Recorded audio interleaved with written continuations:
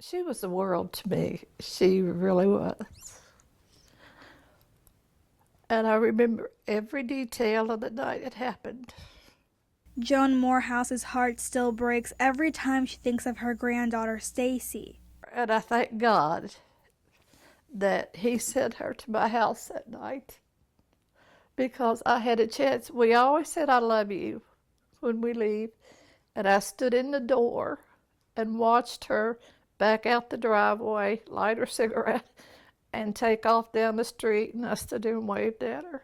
Stacy Brown was only 20 years old when she was killed, a bright young girl with a full life ahead of her. But that all changed on the night of January 4th, 2010. It was just the wrong time, the wrong place, and the wrong crowd. Stacy was at an apartment in the Pine Ridge neighborhood with friends. The apartment was leased to Manuel Manny Shaw, a drug dealer. Around 8 p.m., there was a knock on the door. After a few seconds, two men broke into the apartment. Suspect 2 went into the kitchen where Shaw was. Suspect 1, who was armed, stayed in the living room where Stacy and the others were at the time. After fighting, Shaw pulled a broken gun on Suspect 2. They fought over the weapon, and as Suspect 2 ran out of the kitchen, Suspect 1 fired. I thought Stacy was probably trying to go down, but the police seemed to think she was trying to run. I just don't think she would have. Officials say the two suspects fled north from the apartment, farther into the Pine Ridge area. We believe they got out of a car initially, which was a white Honda. We believe when they fled after the crime, they got in that same car. I'm not sure it's a Honda, but it's described as a white four-door car. Smith now works for the state attorney's office, but at the time of the case had been an investigator for the Gainesville Police Department.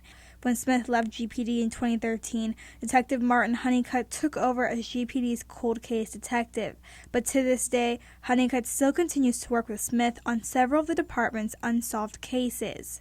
He spoke with the state attorney, Mr. Bill Cervone, and asked if he would be given some opportunities to work on the cases with me. For Stacy's case, even with the unique partnership at hand, they have not been able to figure out who the suspects were, but they do have descriptions of them. Officials say the shooter was a 6-foot, light-skinned black male, while his partner was a shorter, dark-skinned male who may have had bad teeth.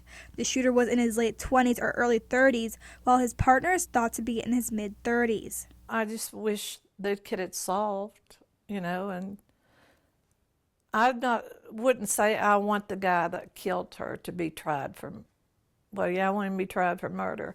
I wouldn't want the death penalty because, again, even though he put the bullet through her, Shaw is the one that caused it to happen.